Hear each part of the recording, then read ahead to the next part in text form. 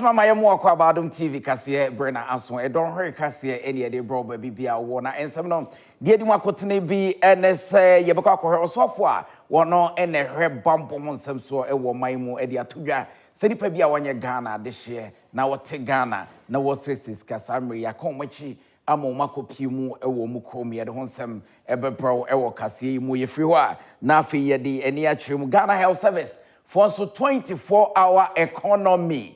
The omobaye ede afa ho ene omodi ato ensentro for any man nso munchemu ye de bebro ansana ne kwakwa no ye kwakopie mu ablekuma north kanemra shebedwani ana ogina ho ede ma wo mo akwafuye wo de chawpa akoma amanyuko NPP so mo ka sema ne nko abatu ya nanse antem ekoso na afi wote atua no na adwene so obeko esem bika we ho ane gidie mo nsem amano ne nsem sanso obi man so nsem NP ekeka mpom den adwadie ni nyina ne abo ne bede ede bro se Adom TV enwumre no nse abrem kase mede di obi dum bi enwumre me na me somo ma me mu akwaba ne na ye homa ye ba ye de nsem ne bebro mu akwaba na afi ye monwa ensem no ankasa mu ye bo ede ewremu a wosofo a ono ne hwe efisem ne amanwe ho nsem so ewo maimu Alhaji Muntaka Mubarak ne wode nsem atodwa ehwemu se Ghana de hye bi a chese wo monti wo mufie na emom nkrofo bi o mufiri o maimu be se empem emienu ene achi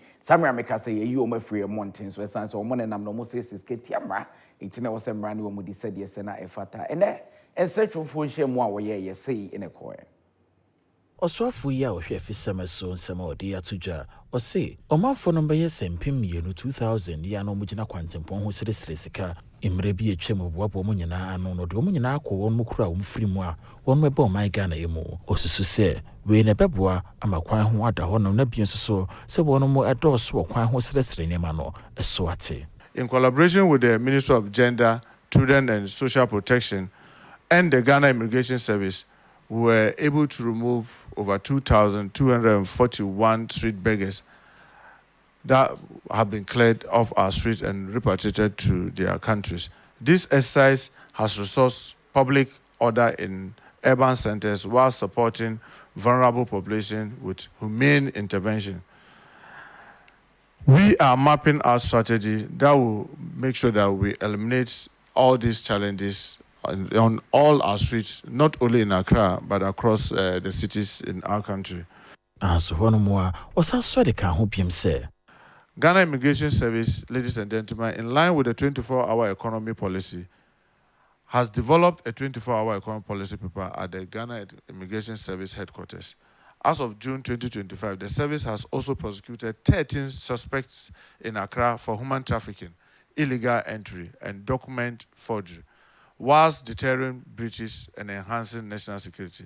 The service has analyzed 263 document fraud cases, identifying 111 as fraudulent, preventing identity theft and related crime. The Ghana Immigration Service rescued 21 human trafficking victims, intercepted 291 irregular immigrants, and arrested 223 individuals for immigration breaches. Yefriwa na yediani echemu ewa ablekuma north na obeka ya menteme ho asema na homene so na no memene da abatwa ekoso no osofo awo no ene hwefisem ni amanwe ho nsem so kuya Muntaka Mubarak da tudwa so obi biara woni hu bia eka ho ma basabasa ne bae no safo ni nyina edi ombegina mra no na emra ne omadi se de se na efata obi ene ho a obetimi enye ne tue dedim. Dwafo hwe fisam so ade atudwa se mahyeban bo adwuma yefo se kasafonyini enda abe fonten times we no ene ya adensidie a e kire wono mu a abato ekoso ablekuma north woye manfo ayakayaka de no wonye mu nhwehwemu ensiase makase tia sa ade ekoso wo hono no wode atudwa se enya ade na nkesese esie kura. Let me say that we condemn this in no uncertain terms. I mean, that's, for me, it's a scar on all of us conscience that as people having practiced democracy for over 3 decades, we cannot simply just go and have election and it will be violence-free. That is something that all of us, in my view, especially those of us in politics, should be very concerned and very worried about. But there's a difference. The huge difference is that, check and see, almost all of us at the top have condemned this. In the past, you will not get that. The vice president has done that. I mean, the president is out of the country, so currently the vice president is leading us. And she condemned it in no uncertain terms. She instructed. I mean, she called me, I told her, Madam, I've already instructed the IGP. And the IGP is sitting here. He will show you. If you could even come to my phone, you'll see. That same day, I forwarded all the videos that I had. And I asked, IG, what are you doing about it? I said, look, we have to review the cameras. We have to look at it from all the angles. He has sent the, what do you call it, the crime scene guys there. The ICT guys are all working to make sure that we get it. But remember, that officer is somebody that we know. Because he has a number, he has a name, we know where he is, we know where we station him. We can easily go after him. But these are guys who commit this sin and they vanish from the... Yanko Yeguswa ewo Ablikumanov na ubekaya penyini a na ojinemu ede ama NPP amanyoko kana imrahye bedwani a na ojinemu ewo ho a wodom NPP amanyoko na ekwe free dia todwa sebe akokoba tan ne night aba enkomu ba wode chawpa ama amanyoko ne mpanyimfo se de be ya omudi kan tu ne fo se ma ne nko nom ne ade wote atua ne ho nkron ne nyina chawpa de wom into wode chawpa ama mpanyimfo. Because our decision was right and apt. Say, me winning, and I will be persuading me. I think a party no the decision is say, you winning party, Jack Mount. A person without you no be persuaded from us. But now. In my party take a decision. Say, young, but we show more. Election way, I want a baby. Yet to do us some young the buy and what my prevent you from coming to what the idea. I can say, people were prevented from voting. However, the first said, before opportunity to apologize to my party, said,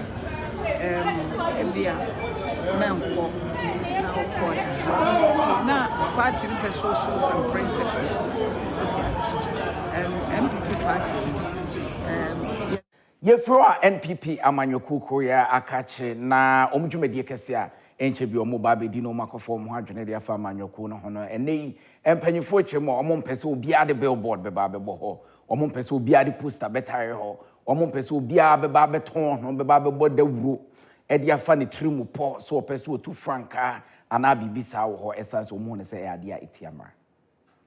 Sergeant Ye, Joseph Osewusu a Wedwemtenani a woda National Planning Committee no ano na SCA na ne botaye ene se ebeboa ama nsiemu a wonom ekwakoye no ayepemu bia ensi honom na aboa so ama botaye nti a wonom ekwakodi se adwuma no wadwene akoso na watumi aduru ho esan se wo hwe ani mu kwan se amanyoko asi ahenefo empim bebre ya wonom efi omemu afa na nyina ene bekwa akohia wase enkrata ni mu no wonom esan so kire mu se wonom abra ya wo ma obi akwan emane meye campaign e wo san hyiemu na se na campaign a wonom abra no ehyasie afri ebra wo boaboa wo ho aye san hyiemu no ebra hyiemu no ekoso na afei hyiemu no achi na bia wonom eye conference no ene ne mpota mu bia ni hono obema kwan ama bia ye campaign ewo hono mo na se de be ya saa nhyehyɛ a wonom ade agu akwan mu amanyoko achitaifo nyina ebedi so nti wonom aye operation steam a obebɔ ntoa ewo bia obeye nhyiemu no na wonom asan so compliance monitors a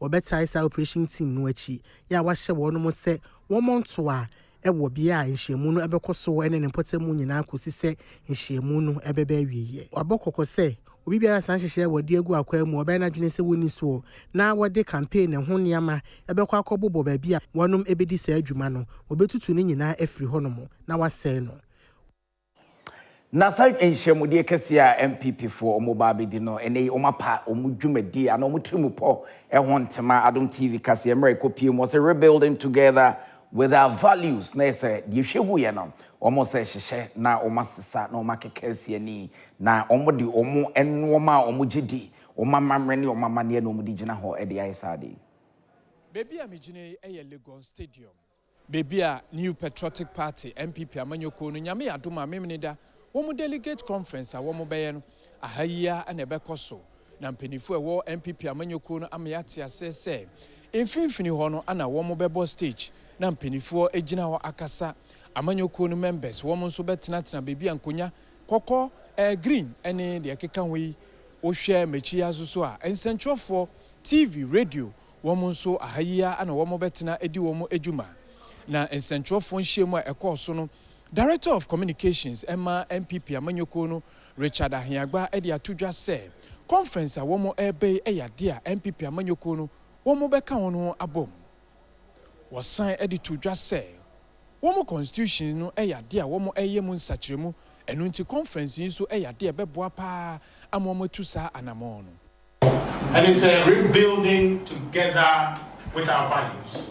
Our values, no, going to be values everyone, the principles at all, going to be the ethics at all. C'est pas pas moi. Na de quoi? It's just MPP. Say, ye bu ye come adwechi. Ye na na mo ye kwaya mo esa mo twa to ho. Ma Ghana.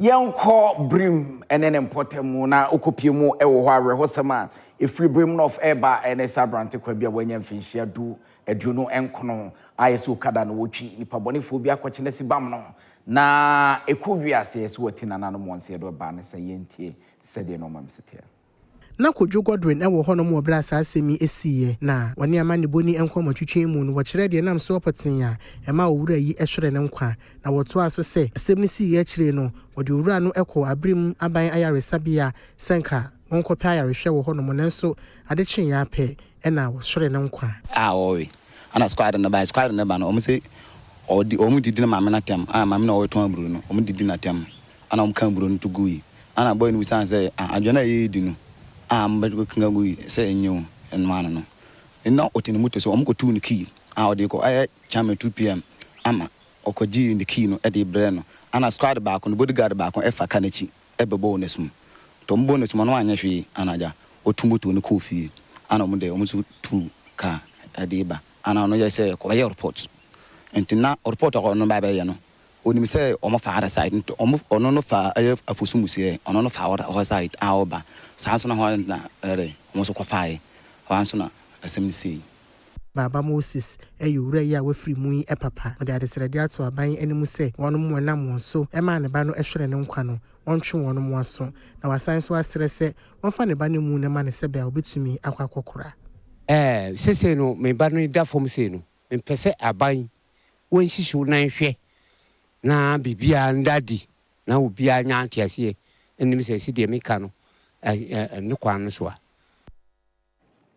yenhwe omanfo contractor for mo omayimu enkanka oma timba ho dwa ene omu di omani abrese kodom se omu de mpanyifo ebefa kwan bi so oma chokrata de akoma mampanyine se dwumadie bi koso akoy kotoma menhwe to agudi enhyeda entwaye nti omu hawo oma tete ne oma tepo abenisi omu na mu omu de kotoma mampanyine enim Panyina oda consenting contractors of Ghana no bright kwesi any petition yakwakoda o mampanyin John Dramani Mahama wo kire dia aban yi enye wono madwense wo denhye pa begu akomu e dia mamfa wono mu etwa enua ene kwan o mefa so ade wonjuma na we no ma aban bosome ba ko se enmenum ya wono mu nhwe na ensakrai bia sese wono mu eye wo forestry sector nim no wono mu emfangu akomu sane be ya apeboa am wonjumadi a wodie no so akototen Ye president na edi sakrata e komano se eniema enko yie ewo oboade ajapade odi aman eye yenkwaye enwuma mu forestry commission senior president eriseti oman no ewo ekwan bia so ende ya start nya emfaso efa yesika kokko ho no ye pese omampanyin etwa na ni behwe forestry commission we wasan ede to aban ni mu se adaroma wonmonema wodedi wonjuma no ne boaye de mpa ne senti wonhyehyɛ pa bibegu akomu ama wona e ade se beboa e wonjumedie emu etwen president anim na tiewa bi se yante ne nka ye yere ne ye ma ne ye adwuma efo no a omuti fie a adwuma na agu a ekom de om no enyina beswa ye ho ene ye mfidi a esisi ho a enye adwuma bia e besesa ni nyina ni abebo dompemo Ministry of Lands and Forestry e besekete ni ada ho ni park your machines ni ere ni ema ni ada ho kopin se e beti bibia free. Adom TV kase ne eguso ayede ma ono yebeda ye ho abade di kan yakwaje aboafo nkrato yeba yede di aka beto aso medin de obedum bie baba bi Adom TV kase ne eguso ayede e ma ono na yekoye ne ma yekọ akwatia na akwatia ye bisa samanyuko ahodo no sen na no ma besi akọ esan bato a e woso wosa akoto bie ho mrahye bedwani a wati na nanom wonse de amanyuko ahodo no eso ma krado sa akwatia bato no omo beginam. New Patriotic Party amanyoko no wo National Council meeting na wo kohe no eba na wie na ye second vice chairperson ema amanyoko no eye Rita Sobare e de atudwa se amanyoko no empenifo ekohia mu se nyame yadoma eye delegate congress a eye delegate conference ebekoso memenida no eyade ebeba so osanso kira amanyoko no eyade a wo de nhihye egu akwama ye akwetia by election ebekoso no MPP amanyoko no ede ne ho ebehiem.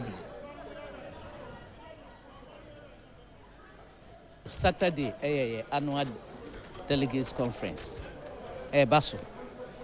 And one yeguso. Oh yes. Any other? We say MP for Akwetia. We free now. Nti eba share nhyehyɛ a ɛhɔ so yɛhwɛ na yɛkɔkɔkyia abusuafoɔ na yɛhwɛ ne yɛde nneɛma atoto ɛkwan mu. Sure, we contest. No, this send the electoral commission share date on Munyashi. And I ye until say the no de assign once. Young call and send from your call in Umasua, Penny Power on a Ghana National Education Campaign Coalition, Wadano, Eddie Atuja, say, Ebeya, and Amuntua, and Penny Futu, say, ye manum ye wafasenum, Cane, Branum de Cusco, Branum de Makwan, yes, I de Koya Chibu, Niakwa and Sedi City, and Kiafama. Entechi ne ne se befu se de be watchna bi obi ntimi ma MS Samra no COVID bae no ebe ma ya disuane ya de kire hyehye no ebe ye basa ebo petin ye na ya bomodin ase ye be hyehye akodu se de na ete no tete no nti se GS etumi atena se no mo de new academic calendar ya ba ye gidi se ebia eye ne kwan so ano no efi se ebebua ama yakọ back to your normal academic calendar said na etie no na oma recognize the midterm breaks said be ya nkwala no so betumi ahome first na nka mostly your private schools no kwa no mo midterms but sisi anso no ma ya de say during the midterm no mama emre say mofra no e de be home na mienu miense bi ansa no masan ya ko school ba ade ba kwa ya na ye worried ne say e wo mu say Oma sisa calendar no ma enye se ebia aban foforo bia ba ono so besisa no unse as a coalition no de bia no na ye ka no as a concern ye mpese aban bia de ye adesuane ade kire ne be ye amanyosem nti se ya sisa ne se na ebeboa ye ya ye make sure say ye be maintain. In this case, no, LI ebe protect any new policy be a debeba no. Yembe make sure say the LI will go with the policy. Send ya be ya aban bia bana almost science na amaya disuane ya de share no. Ayeba sign. So into structures na ye wo school no. Yemfanye adwuma te say school management committee and PTAs no.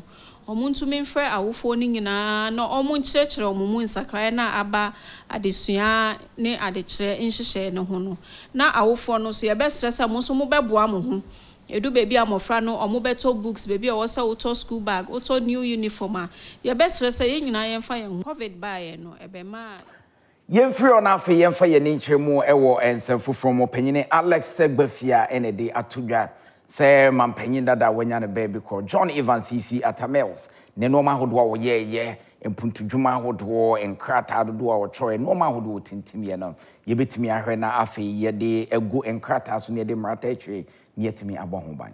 When you are pronouncing such figures in billions, and I want to remind you that I didn't even know how to translate them into OPPPP.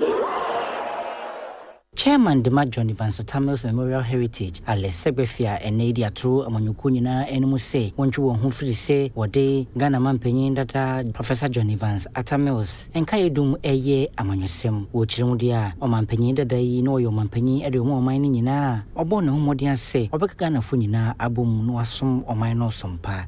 As far as we are concerned, this is a non-partisan event. Professor Mills was president of Ghana, but in a very unique way. He was not divisive. He brought everybody on board, and he was a gift to us as Ghanaians. And so some of us are clear in our minds that we'll do everything to immortalize his name and what he stood for, the values and his principles.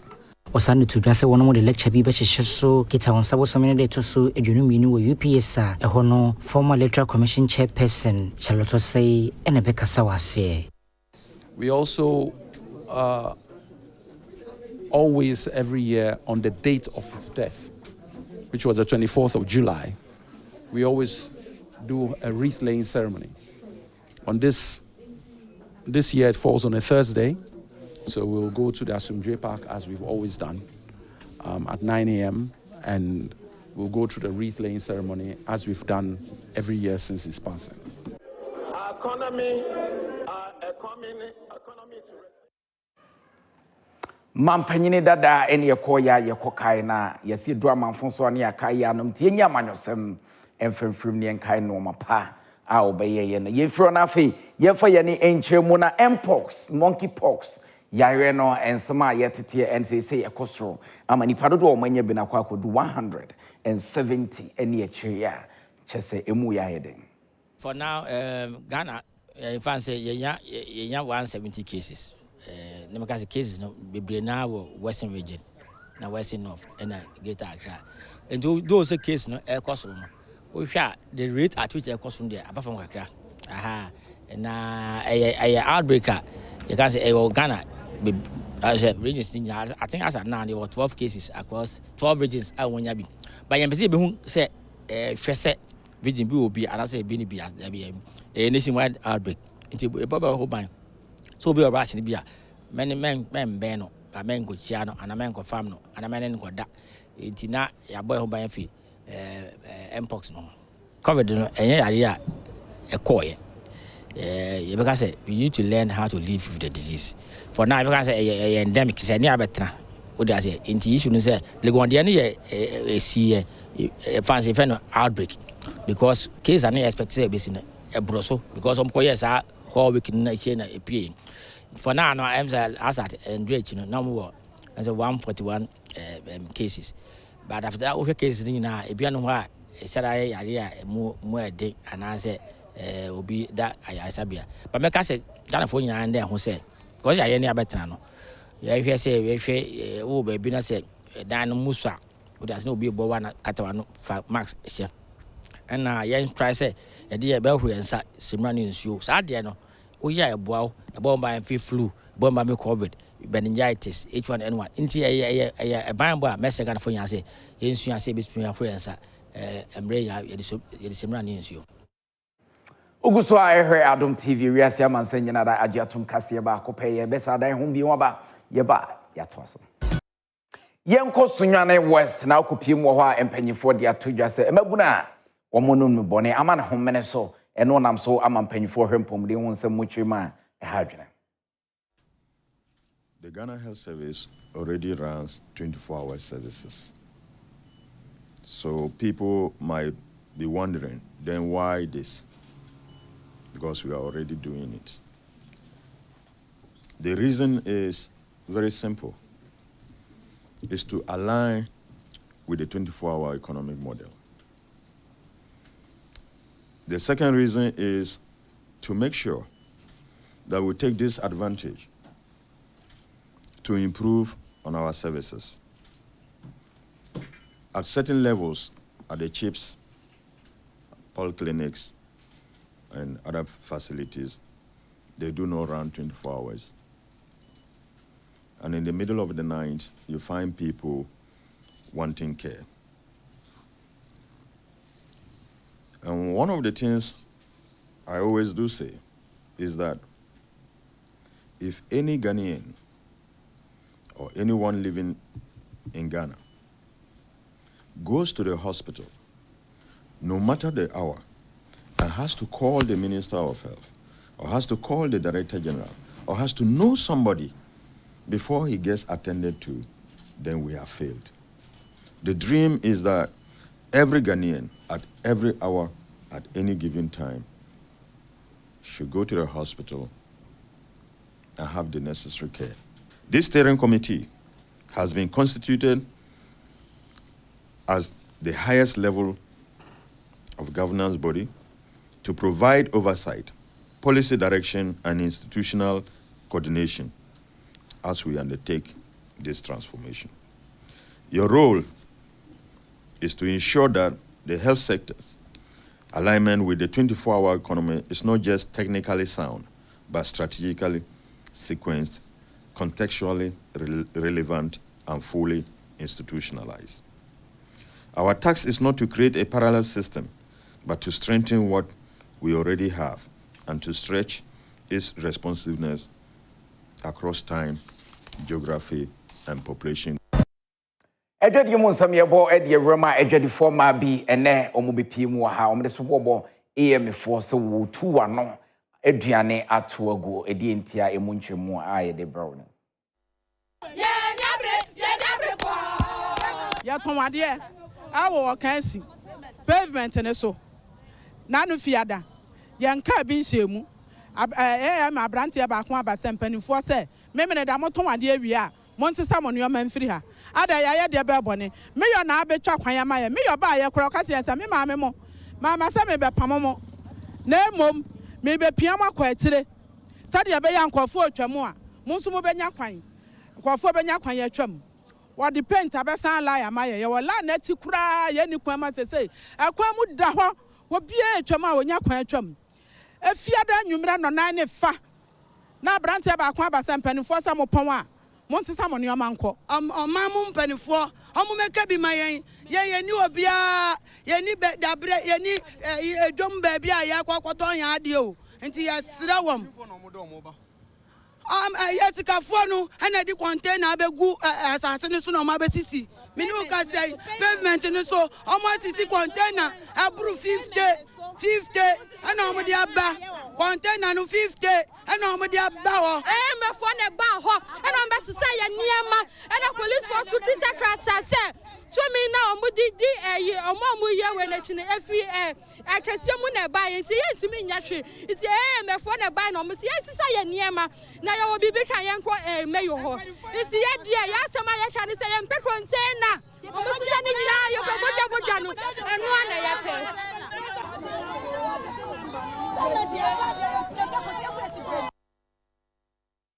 Dear Russo, Eyago Kensi Monsem, Alex Kobe Stone, or Command Craba, Waka, Ensruja, Edra Enyano, numero 1, Shishi, or the bro. Eusameda say, my emfa Agudi Monsem and Enum Renso, and Comaudo, the Dika, Yemfenoso, and Tuaso, and Fama Unim se, Kase, Aka Simabe, Edumiano, not the Black Queens of Ghana, or more Akensi Kessia Domo, and in Ghana, any Tanzania, Akensi no. Eno baso and then penny for iron sakare kakra e line up no na yenkore said starting line up no esifa etie hye no so 7 p.m. and as game no ebetimi atodwa e honom na urura na hwe said eno so etie na se line up no say ena no etie Coblan and there ono ena edapo ni mo afi buache eni dua enso egina mo asia kan bi yeboa enso asia kan bonso asantewa Kujonso Asia can be Princess Sanso and a boy Chantel and a fe Adobia any kusi Oman Bayo or more aging Ashe Asia kind den pa and so a de Amaya El Honum Nese Imun Komakra a Pimo and so and no and a Ukum now said and Oma Esifa Etia coach came last or no any guitar and mano watch sampa match way a match bakwa a da Omaniso pass or more say including the Bako. Ediama Oman Ghana. Targeted for the 3 points in the previous game, so we were a little bit disappointed with just 1 point. we think that we deserved more. But in the end of the day, the most important were probably to get at least 1 point. Now we have everything in our own hands and to make sure to win the game. I think we are in great position, to be honest. I think we only need to win 1 game to play in the quarterfinal. If we do that, we're going to be the second or the third in the group. We know that we have the potential to go all the way in this tournament.